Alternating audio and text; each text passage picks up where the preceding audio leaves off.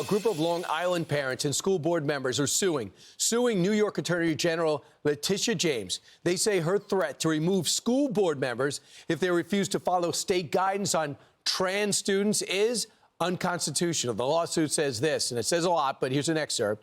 The Attorney General and Commissioner of Education, through the guidance letter, require school board members across New York to self-censor and shut down parent speech that advocates for their core values or for children's privacy, safety, and opportunity. Massapequa, once again, in the eye of the storm. The school board member, President Kerry Wachter, and Southeastern Legal Foundation President Kim Hermann join us now. Kerry, welcome back. If you're not fighting for the Chiefs, you're fighting for the ability to speak. Kerry, tell me right now, what did you find problematic about that May letter and what it threatened to do to you and others? Right. Thank you. Good morning. Thank you for having us on again, Brian. Yeah, this letter that we got, I knew right away as soon as I got it what it was. They were losing the narrative on this story, on this issue about biological boys in girls' locker rooms, and so their solution was shut it down. They would not allow board members to talk about it. They would not allow policy debate. They would not allow the boards to listen to their constituents. They wouldn't allow them to hear their parents. They wouldn't allow them to hear their female students. And, this is a live issue right now in Massapequa. And we've had very many brave girls get up and talk and want to address the board.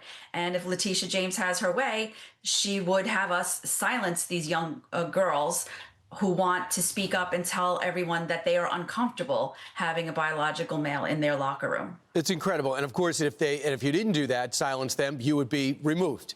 So that's why, Kim, you think this lawsuit, it's got some teeth. Absolutely. The government cannot discriminate based on viewpoint. And what the state of New York is doing here is saying that if somebody gets up to the microphone and says anything that the state disagrees with, so if they speak out against boys being in girls' locker rooms or boys' sports, or if a young child, a student says, I don't want to change, I don't want to undress in front of a boy, that makes me uncomfortable, then Kerry has to turn off their mic. Kerry has to tell them to sit down. Otherwise, she can be removed from her duly elected office. This is un-American. It is unconstitutional. And that's why we're really proud to represent Kerry and the other clients here in challenging the state of New York. By the way, here's some of the guidance that you got in that May letter. You have to avoid language that demeans or targets students, including misgendering, enforce viewpoint-neutral rules during public comments, ensure all meeting language protects student dignity. So you go to a forum, ask people to give their opinion, but you're going to have to shut them down. Kerry, when did you realize that you're going to have to bring this to court, that it's not going to be because she's got so much power, she needs to be accountable?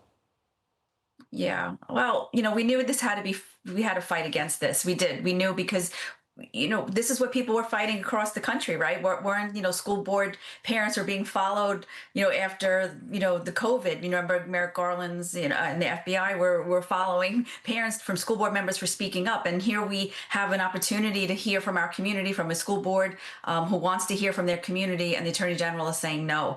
But we think it's important to hear our constituents, and we think it's important to protect the First Amendment. We think it's important to honor the Constitution, and, as duly elected board members, we are there to represent our community, and we have to be able to have these conversations with our community. And you also have to fight to keep your name, the Chiefs, which you also have to go spend legal dollars doing.